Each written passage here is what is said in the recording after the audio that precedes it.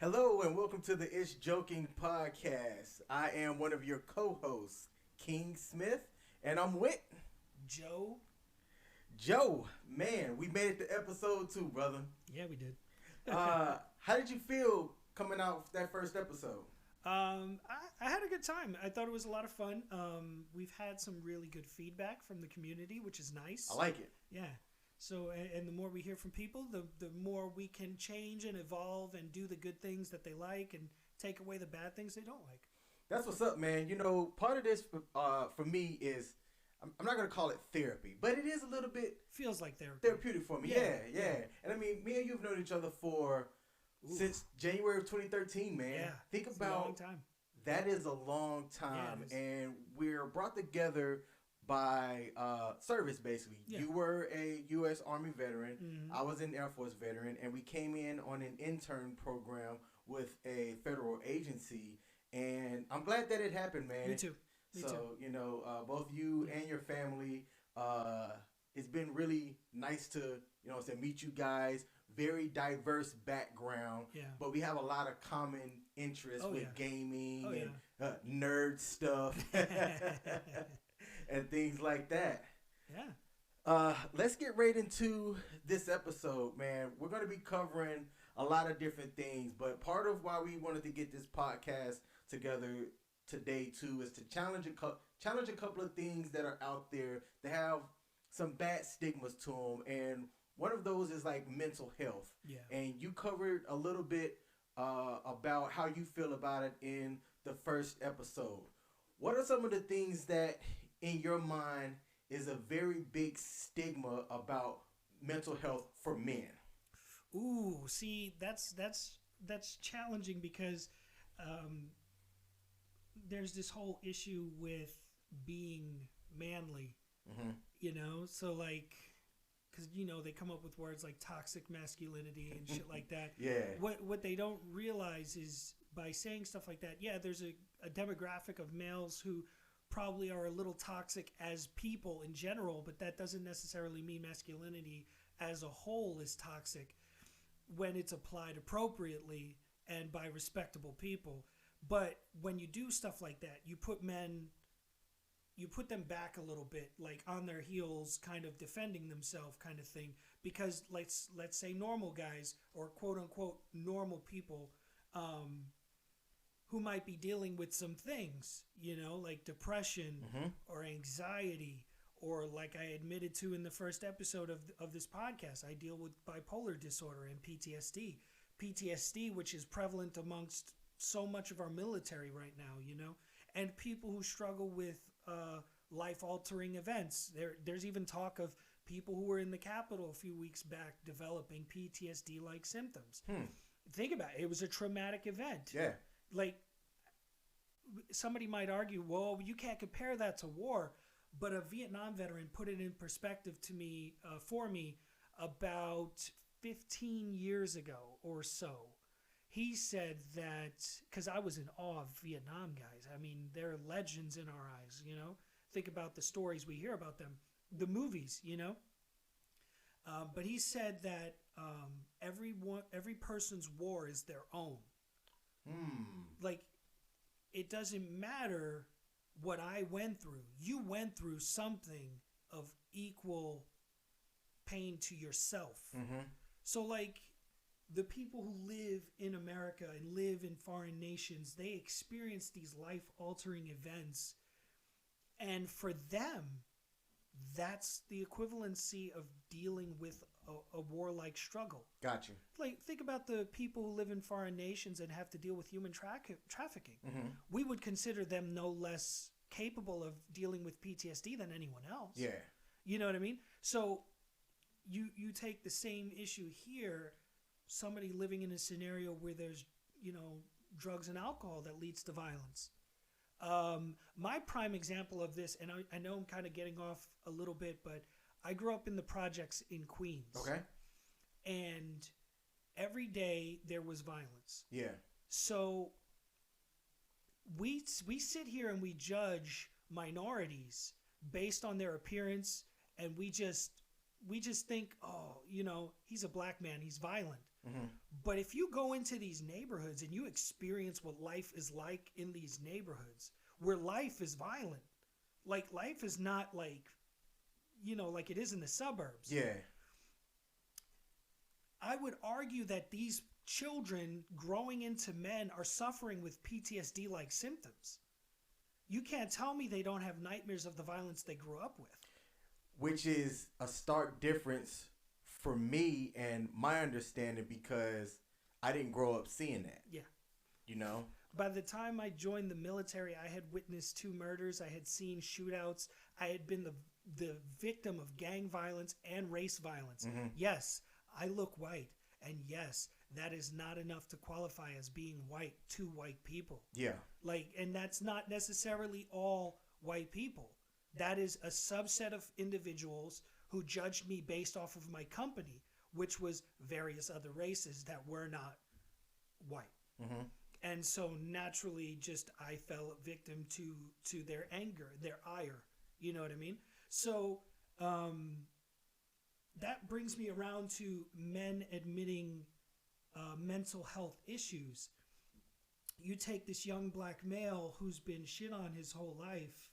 He grows into a man, and then he's being told the way he lives is incorrect. But could it be argued that he's dealing with PTSD-like symptoms from a life of violence?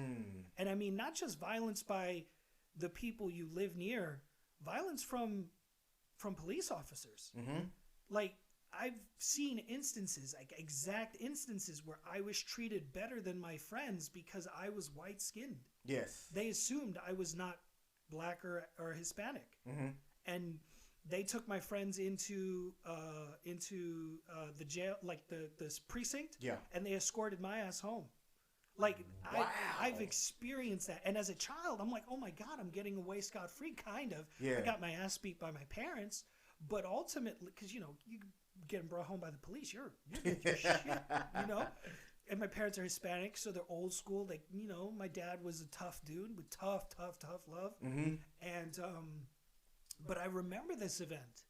This event shaped how I viewed race conflict in this country. Yeah. You know what I mean? My friends who I grew up with, we were doing something stupid. Everybody, inclusively, every person that was there. It didn't matter your race or your color at that time. No. Everybody. So so check this out. And this is me admitting that I did something wrong as a child. Statute of limitations, I'm pretty sure, have passed. Not just that. Like, in this culture we've developed over the last 10 years or so, we hold people accountable for things they did 15, 20 years ago. Oh, man, don't get me started on that. Assuming there's no character growth. Like, yes. You can't develop as a person and learn from those mistakes. As long as those mistakes aren't life-altering to someone else. Yeah. Where you're not hurting someone. I made a mistake.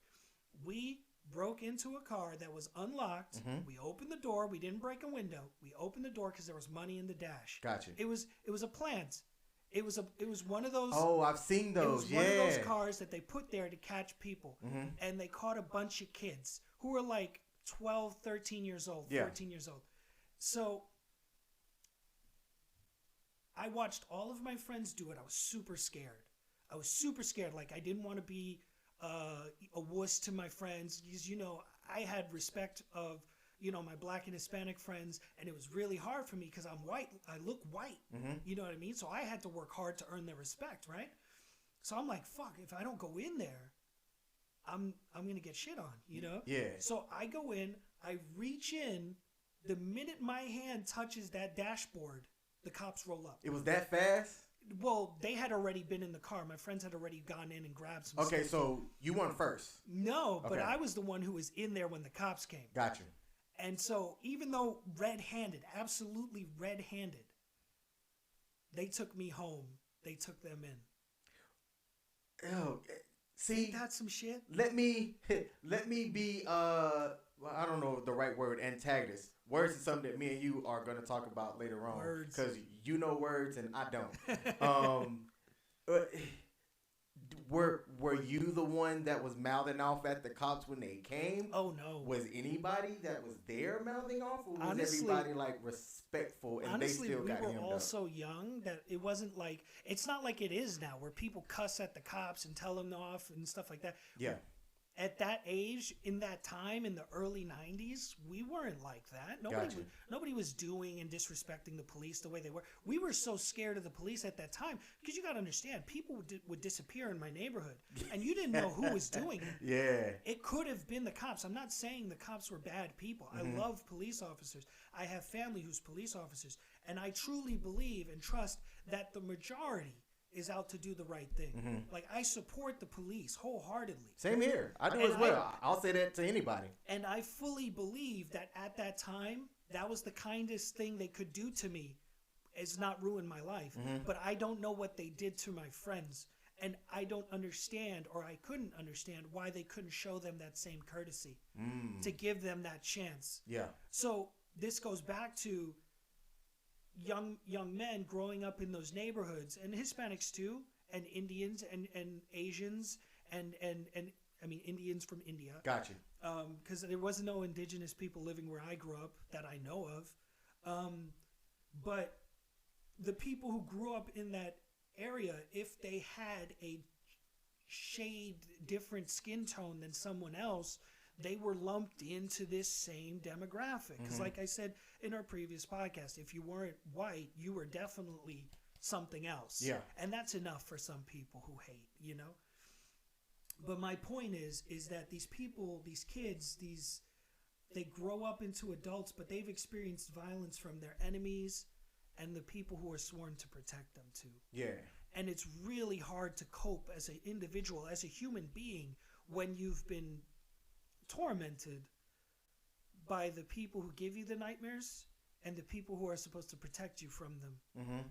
How do you survive or cope or manage a lifestyle that the rest of the world is trying to tell you is what is appropriate and what is not appropriate? So you got an entire generation or two of people who grew up experiencing this anger and this violence, and we've only just started talking about PTSD because of a war. Yeah. But what about the war at home? You know what I mean? Like, the things that people are dealing with here, life-altering events, stuff like that. People aren't talking. Like, you say you have PTSD and you tell somebody, oh, I got PTSD because I grew up in a conflicted neighborhood. And somebody's probably going to roll their eyes at you. Meanwhile, we got people who bring ostriches and pigs on a plane to say that they have a therapy animal. You know what I mean? It's like, so you're telling me that's okay, but this person can't possibly develop mental health conditions because they grew up in a violent area? That's not okay? That's not normal? But you can take something else and twist it into your own thing. You get where I'm coming from? Oh, yeah, absolutely. Can you recall when PTSD became something that, like, the world started knowing about, or you say our country started when was that? I honestly would say when the Army switched to ACUs, people were starting to talk about it. Like, it was so around like that early time. 2000s? Like, I got back in 05, right, from Iraq, and we had these, like, piece of paper questionnaires to determine, like, whether you had an issue. Gotcha. You know what I mean? Like a mental health questionnaire. And we're going to get off into some uncharted territory here. I love the Army. I love the military. I love what it did for me. And I don't judge it for what it took from me. Yeah. Because ultimately I raised my right hand and I wanted to serve. And I wanted to do 20 years. But ultimately, at that time period when we got back, they didn't want you to say something was wrong.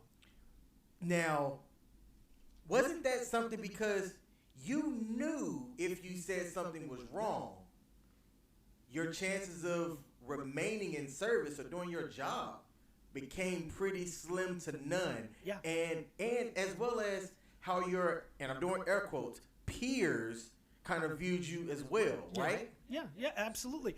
So ultimately, that's what led to me being retired, was the PTSD bipolar disorder diagnosis. But I also got physically hurt. Yeah.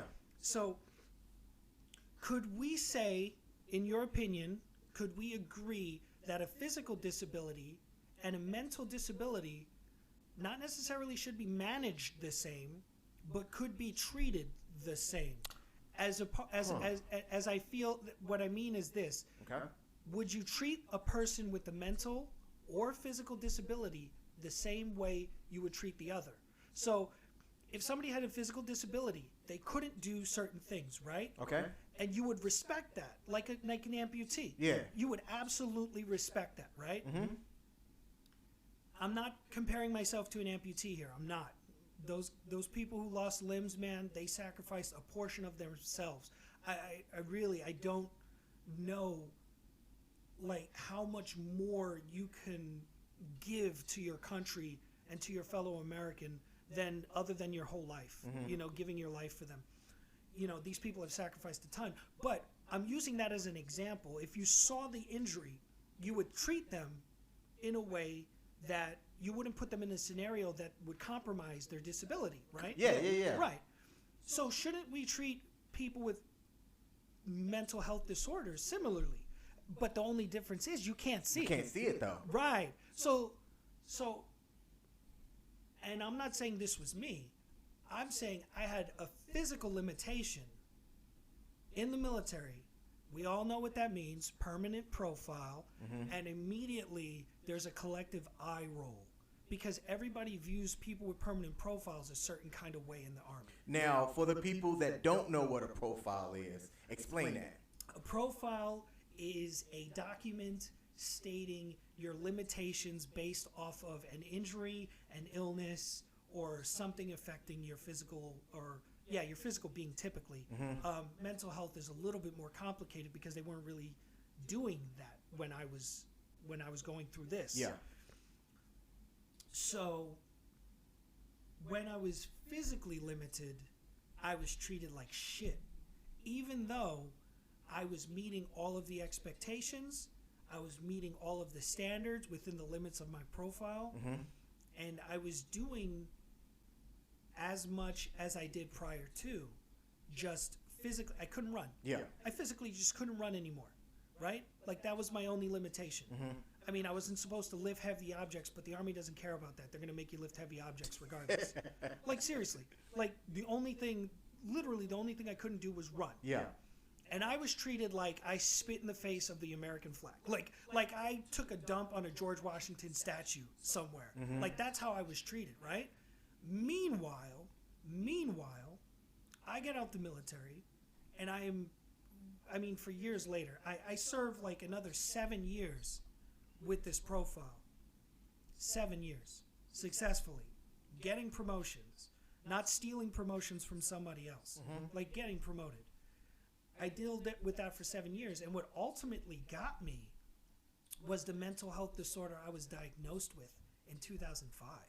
So like well after the fact. Yeah, I survived 7 years dealing with mental health issues for 7 years, and the only reason I eventually had to get out was because my unit was deploying, and I was trying to deploy with them, and it came up in the system, the readiness system, that I was red flagged. Yes. And there was no waiver to get through it. So I worked in readiness, so I have an understanding of like what readiness means. Now, for the people who are listening, when you are, there's a bit of like an expectation, like you are in the military and you're expected to be like worldwide deployable at a moment's notice. Yeah. So when you have this profile, the profile states that there is something that provides or has some type of limitation, because there are some profiles that you can deploy on. Yeah.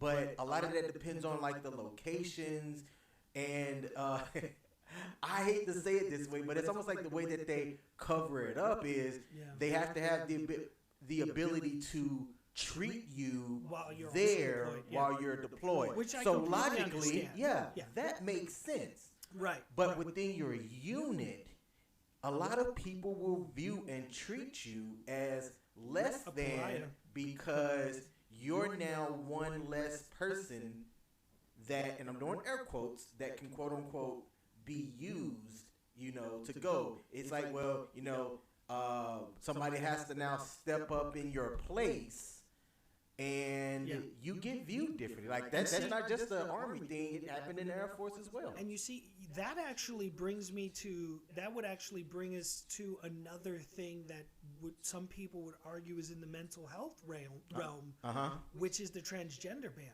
being lifted. Yeah. So you got to understand one thing. I think it's double-sided where people are coming from for this transgender thing, why they have an issue with it. Okay. First off, I am not against them serving in the military. Okay. So to make that clear up front. More specifically, it doesn't affect me. Why should I care? It's not going to affect the Army. It's certainly not going to affect the Army. The Army shipped me out and had somebody to replace me before I was even out the door. Yeah. So it's not going to affect the Army. Let's be honest here.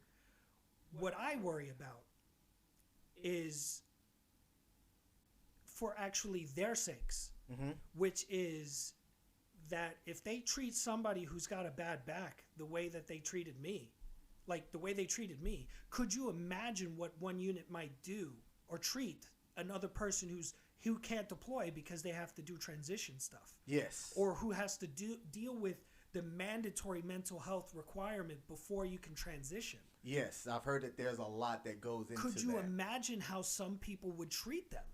Like, that's what I worry about for them. Yeah. You know what I mean? But that doesn't mean they can't be successful in the military. I've met people in the military who transitioned already or were working on doing the transition.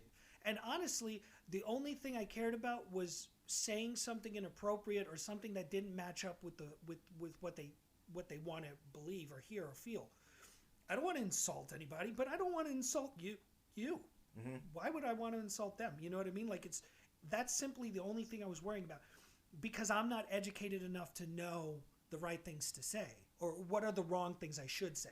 Like, that's what I mean. Gotcha. Like, I know what the right things to say to a normal person are. So, you know, I just don't know what the wrong things are to say to them. You know what I mean? There's been something, too, that I've been really wanting to ask you. For somebody that has, like, bipolar, Yeah. is the term normies offensive? It doesn't offend me. Okay. Like, when I refer to normal people, I'm referring to everybody. Gotcha. I don't... But not yourself? I mean, I guess that's where you catch me. Like, I don't really consider myself when I'm talking about things. Okay. I'm more just talking about the world in general. Like, I'm a part of it, sure, but I've always kind of felt like an outsider anyways. Okay. And it doesn't really bother me to not feel included because lots of people have just discarded me as it is. So, and that sounds super sad, but ultimately I have a good life with a good solid core people who do accept me. So then I don't really care who the rest are and what they feel. Now, I know you, so you disclose, you know, your mental health to me. Yeah. Now, and we're talking about it on this podcast. Of course, yeah. I'd have to say that if I didn't, you know, like, if you never told me, I wouldn't have said, yeah, dude, I think Joe's bipolar. You know what I'm saying? Yeah. What is your, like, day-to-day with just, you know, going through stuff? Because not everybody that knows you intimately or that you interact with, you know, can see that kind of thing. So yeah, that's tough because there's a lot that goes into it. First off, I see a mental health provider regularly. Okay. I have to. Like, it's not like I'll self-destruct kind of thing, but it helps me manage and maintain by having a third party help me reallocate my energy, for lack of a better word. I'm not that kind of person, but I just mean in general, like, somebody, I was in a support group and somebody put it in a perspective that helped to make sense. We all have a bunch of spoons that represent the energy that we have, right? Okay. So you have a spoon that represents a certain amount of energy. You got 30 spoons. You start the day with 30 spoons. All right. For everything that you do, you assign another spoon. Okay. Right? Waking up and doing your morning self-care, spoon. Conversing with your loved ones, spoon. Dealing with getting to work and the commute, spoon. Dealing with the people at work, spoon. You know what I mean? Different things because work, let's be honest, is a very stressful thing. Yeah. And then you come home, spoon. You deal with your family, spoon. You go to bed, spoon. And usually you have a few spoons left over. All right. But when you have bipolar disorder, you're managing negative thoughts. You're managing depression. anxiety, and all of these things exist before any external factors. Okay. So then that's spoon, right? Spoon. I wake up and I've already spent 5 spoons because I'm dealing with, oh shit, what's the day going to look like? Which a lot of people deal with. A lot of people deal with the same thing. But you ultimately can wake up and either can't get out of bed because you're depressed. You have an extreme anxiety issue at that day, or you're what they call manic, which is when you have so much energy that you're like you have like the combined force of 12 suns. You feel like you can do anything and everything, and you start signing yourself up for stuff which you would ultimately fail to follow through on when you go back down into the depression. So you've spent 50, 60 spoons by the time you're halfway through your day, and you can't regain those spoons. So you start your next day with a deficit. Okay. And it can progressively get worse as this phase of what you're dealing with goes on, until you wake up and you feel that energy of 1,000 suns and you're going everywhere. And it's a constant cyclic thing. So you're either dealing with one side of it or you're dealing with the other. Where I spend all of my spoons is trying to stay in the middle, not going too far to either extreme, because there's a slew of things when you deal with the depression side or you deal with the manic side. You can ruin relationships, you can lose your job, you do things and you experience things that normal people would think is crazy. Like a lot of people who struggle with bipolar disorder are really passionate people. Yeah. Because they feel emotions a little bit stronger in whichever realm they're currently in. Okay. You know what I mean? I do. And that's not necessarily the same for everyone. Some people experience those cyclic changes daily. Sometimes it could be weeks. Sometimes it could be months. I experienced a period of depression that lasted like 4 months once. And it was really hard. And the only thing that helped me be able to go to work and to do a job was medicine and lots of therapy and the support of my wife and my kids. I mean, my kids, they don't realize they're helping me, but they are, you know? Let's stay on this topic because this is really good stuff. And I can already tell you guys and you, Joe, that I'm probably going to break this up into 2 parts. That's fine. But for that therapy, now you're doing therapy yourself. Is there something that brings your spouse into that therapy as well? Yeah. And how does that work? So my wife and I, it's crazy because when I met my wife, it was about 2 weeks in that I described what was going on with me. Okay. I didn't want her to get too invested without her knowing what she was getting into, because it's unfair to let somebody get emotionally invested and tell them that they're not going to have a normal life if they choose to stay with you. I'm assuming that you liked her enough to tell her that. Oh, I absolutely did. And she didn't run off? Oh, well, she shot me down like 6 or 7 times prior. Like I wasn't creepy, but it was one of those. She was one of those people that I wanted to get to know. You stayed consistent. I did. like that. I don't think I ever knew that. Dude, like Urkel, dude. I wore her down. I wore you down, I wore her baby. down. We just showed our age so much, dude. No, but I saw. So as a bipolar person, first off, I recognize that I can have an extreme effect on people, either positive or negative. It's very rarely just a meh kind of thing. It's usually extremely positive or negative. Like, I'll meet people and they'll just choose to dislike me. Just something about me just gives off that vibe that they just hate me. But there's other people who I've developed deep friendships with, and they know me for who I am and accept me as I am. So I know that eventually it would have shown out to her in some way. Yeah. So I wanted to be as open and honest as I possibly could with her. So I told her 2 weeks in, and she, bless her heart, immediately started learning about what bipolar disorder is. Mm-hmm. And she's not even American, she's German.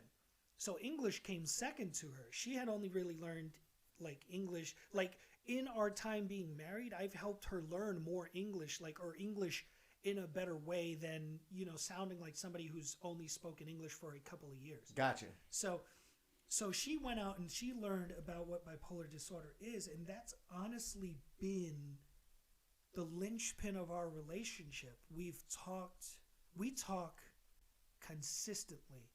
We've talked about anything and everything openly and honestly. Mm-hmm. Like, I would think that opening up to a person in 2 weeks is being pretty, how you say, vulnerable. Yeah, it is. It's making yourself, and that goes to opening up, men opening up about mental health disorders.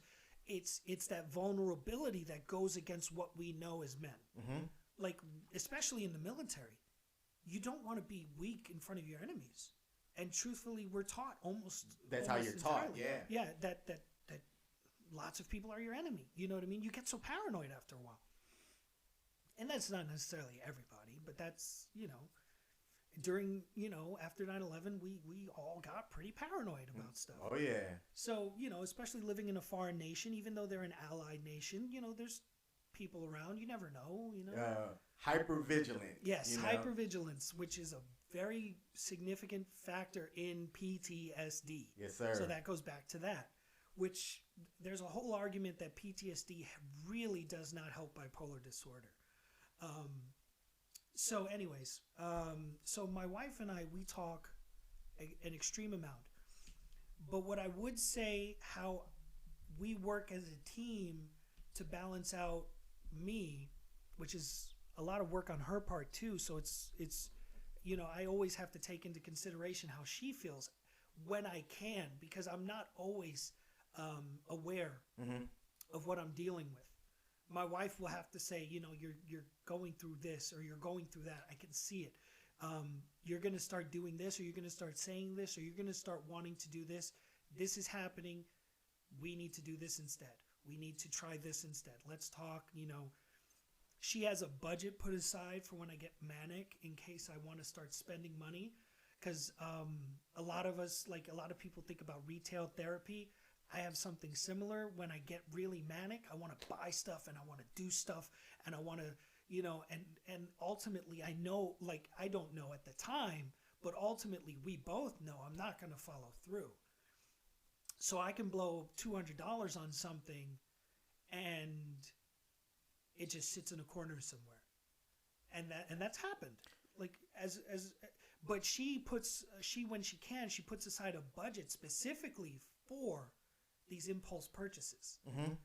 Because she knows that she can manage some of them, but not all of them. Yeah. And that's not necessarily what happens with everybody who's bipolar. But this is something that's part of one of the many intricacies of what I am. But that goes, we'll circle back to the spoons thing, right? Okay.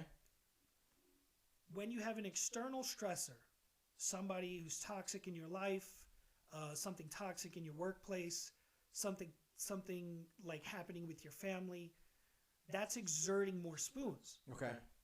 So we work really hard not to create circumstances or participate in situations that will cause me to spend more spoons. Gotcha. So I cut people out of my life purposefully if they're too much to deal with. And that sucks because that sometimes means I lose friends. Mm-hmm. But what that ultimately means is that my wife and I have never had a knockdown, drag 'em out fight. Yeah. Not once. That comes from us sitting down, communicating often, being open and honest, and accepting when we're at fault for something. And not holding it over the other person's head for years. So we communicate when there's something wrong instead of letting it fester. Mm-hmm. We deal with it in the moment as best we can and try to change that path going forward. Now, understand I cannot always be consistent, so this doesn't always work from my perspective. Oh yeah, I was gonna say, like, as you were talking about it, in my head, I'm thinking that's really hard. That's not. It's an not easy thing. for that's not easy for a person without mental health issues. As human beings, we don't like to admit that there's something wrong or that we've done something wrong. Sometimes. That's not saying we always do that, but sometimes we're just like, no, dude, like, just accept me for who I am and what I am. Just accept that this is who I am. But that's not fair. It's not fair to the people around you who have to accept these glaring issues. Like, little things here and there is fine. Like, the one thing I love about you the most, man, after knowing you for 7 years, 8 years, is that you're extremely logical. I have never had a conversation with you where I felt you were being illogical. I also realized that for some people, that would drive them insane. Yeah. But for me, for a person who struggles with being like sane, sometimes I hate that makes me sound like I can be crazy, because I have never been.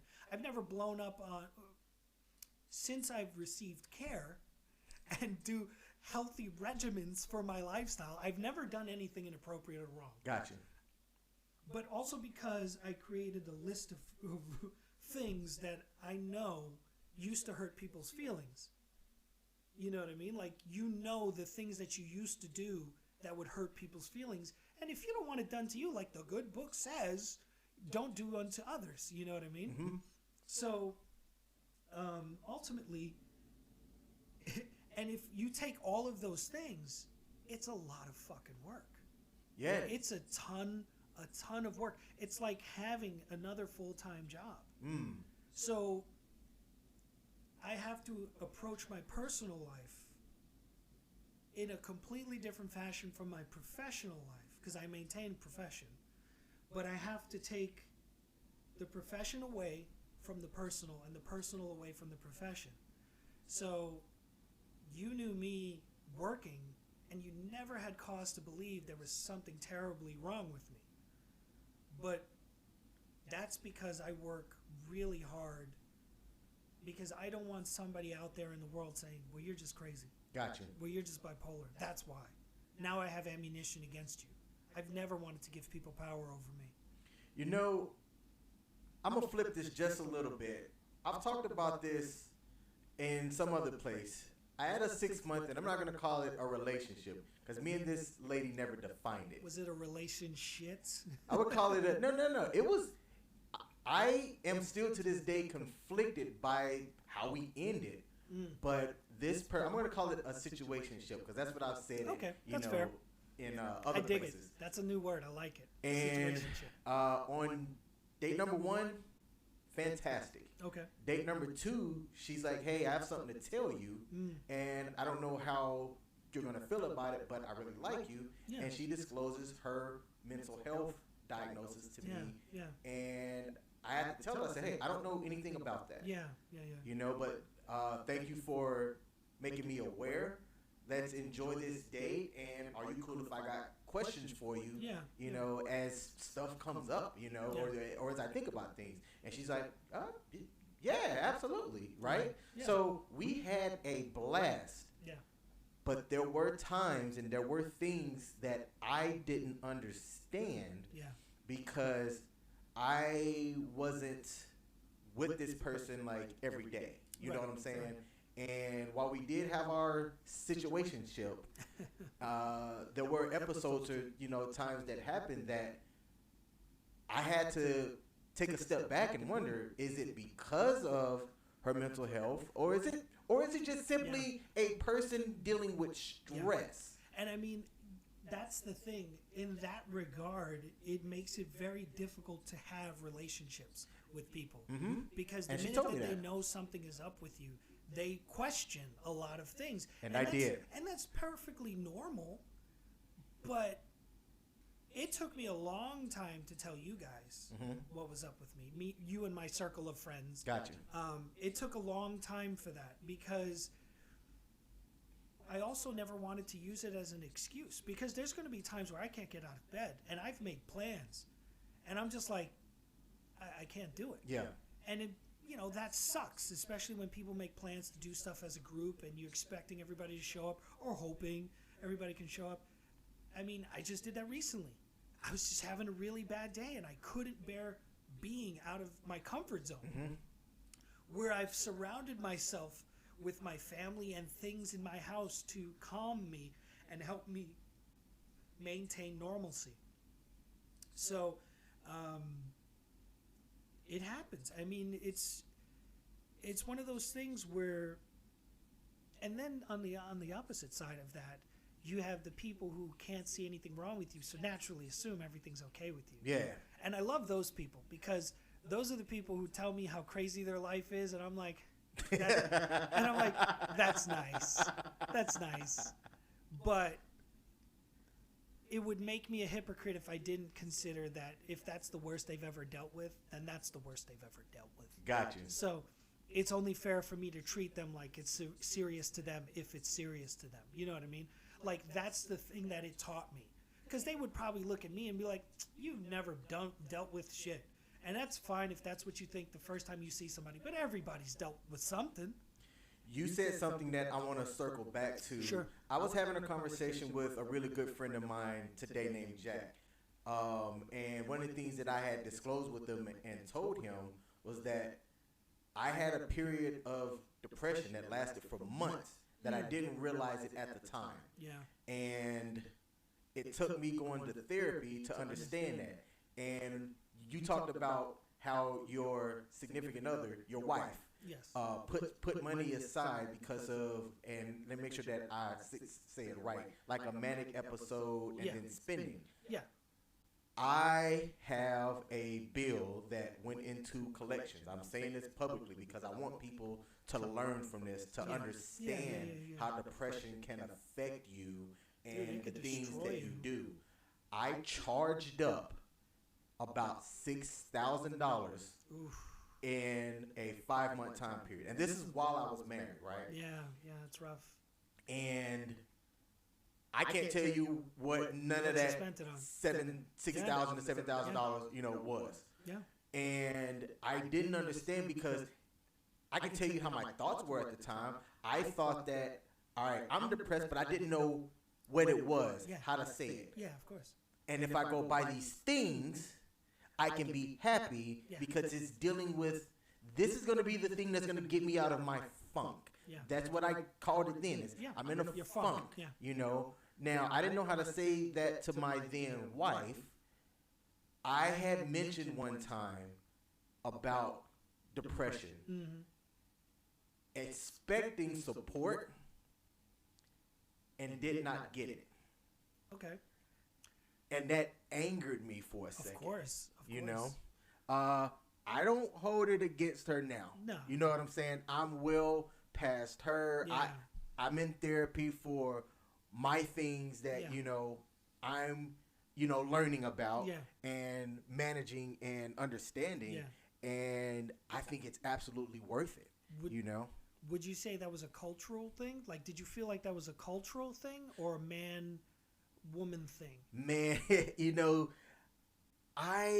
Because I'd argue that it might be a cultural thing. I see. I'm not sure because I like to be an advocate for if you're like in a relationship doing therapy together, not just for like your marriage, but the inter things that you have and how you can understand not just yourself, but that other person. Yes. I'm not sure if we did that, if we'd still be married.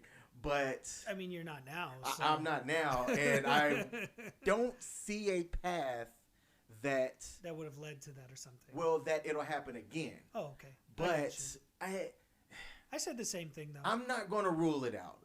I'll say this: I'm quick to tell everybody, bump marriage, that shit's not happening again. Would it surprise you to know that I've been married twice before? I know you, so I know that answer. Yeah. But yes, it would have surprised me. Yeah. If I didn't know. And I at some point said the same because thing. It did surprise me when I found out. Yeah. Well, I mean, it would surprise anybody. I was divorced twice by the age of 25, which is insane. But when you take into consideration the things that I was dealing with, it makes perfect sense that it would ultimately lead to the destruction of 2 relationships, because at the time I was not diagnosed. Yeah. And I was not receiving care.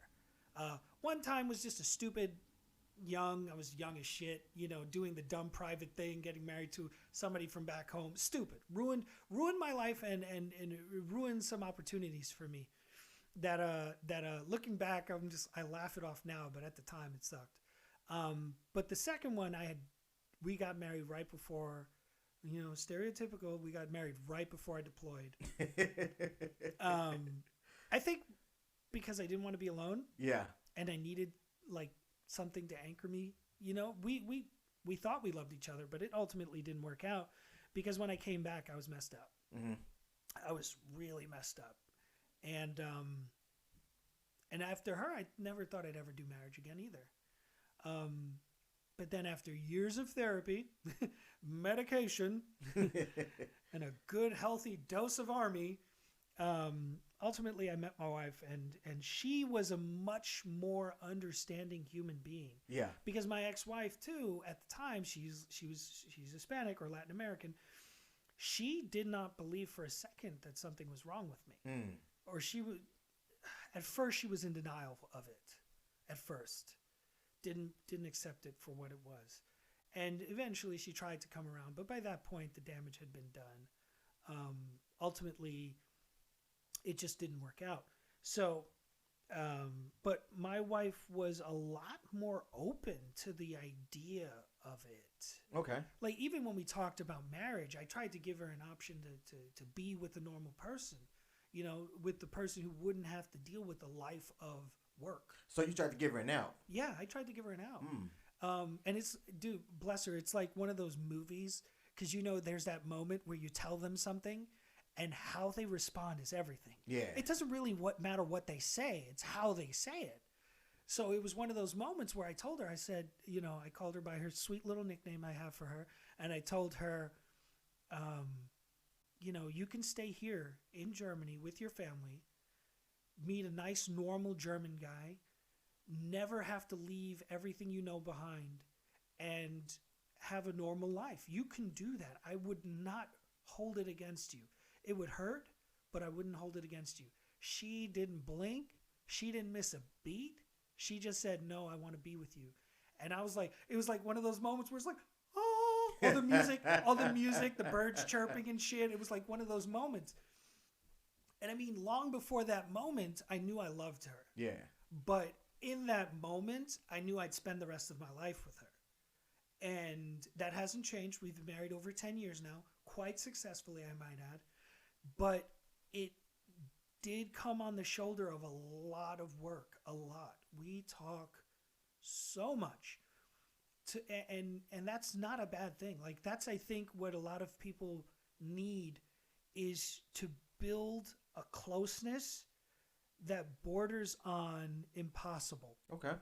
Like, being so genuinely honest that you admit all of your weaknesses with the hope that the other person won't hold it against you, but with the expectation that they'll do the same. That is a whole nother podcast episode in itself. Yes. Because I come on the side of, that's what I am now afraid of. Of course, yeah. I am a guy that I feel like, fuck being vulnerable to any romantic person ever. I can tell you because right they're now, going to hold it against me. I can tell you right That's now. That's how I feel. In my culture, it goes against everything that they believe, because we have a machismo culture where men are men and women are women. And I know that's a foreign concept to some people these days, where like they would be like, oh, that sounds awful. It sounds like misogyny. And they would be right in some regards. Mm-hmm. But ultimately, it is just a role-defying culture. They define their roles. That doesn't mean everybody has to live by it. But in my culture, that's how people are. Not all of them, obviously. We have some of the most fabulous gay people in the world. You know what I mean? Mm-hmm. We have some Latin Americans who are absolutely amazing by defying those roles. Yeah. So there's nothing wrong with defying the roles. I'm not saying that. What I'm saying is that some of us are indoctrinated into that, and it makes it very difficult to be open and honest even with yourself. So we go back to men talking about mental health conditions. In my culture, it's a very foreign concept. I had a very quiet father who never admitted anything. I mean, he did ultimately in his later years, but he was always stoic and quiet and do what you're told. I don't have to explain myself. Doesn't show weakness for anything. Like, honestly, I could say the only time I ever saw my father cry was when he was drinking. Yeah. And that hurts my heart, like thinking back to it. But knowing my father better in the later years, I understood him for what he was. But ultimately, our culture is what led us into these roles where the only time we can find a moment of weakness to let it out is through chemical alteration. You know what I mean? Mm-hmm. And that's horrible. It's horrible that anybody should have to live that way. So it, I think, has damaged some people in that regard. But that's why I asked you when you told your ex about that, was it a cultural thing? Because I feel like in a lot of cultures, that's a very touchy subject. And it's very difficult for women women in that role to accept husband in a defined role to be that way. Yeah. I think people who defy those gender roles and society roles are typically more open-minded anyways. Because, when you're assigning yourself a role, right? You're saying, I'm a man, this is what I'm going to do. And that's not to say anybody's wrong for doing that. But when you do that, you're already putting yourself in a box. Ooh. You're setting left and right limits. You're saying what you will and won't do. And that's okay if that's what you want to live. Let's table that because I actually have that written down for one of our future podcast topics. Cool. Hey, Joe, let's take a break. Okay. And for the listeners, enjoy the elevator music while we take a break.